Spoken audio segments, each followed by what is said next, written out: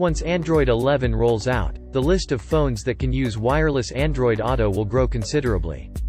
Google has updated Android Auto's FAQ page to add that almost all devices installed with the upcoming mobile OS will get the capability to connect to compatible in-car entertainment systems without a wire. The updated page also notes that your phone must support 5 GHz Wi-Fi for wireless connection to work. Most modern smartphones can already do that, so you won't have an issue unless you have an older or a low-end to mid-range device, some of which can only connect to 2.4 GHz Wi-Fi. Take note, however, that the EU has additional regulatory requirements when it comes to using 5 GHz Wi-Fi in cars.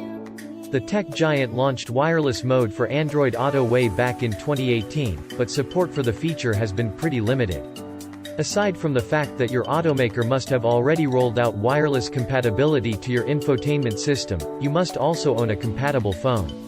Only Pixel and Nexus owners could use the feature when it first became available, though Samsung released an update last year that gave its flagship devices the capability.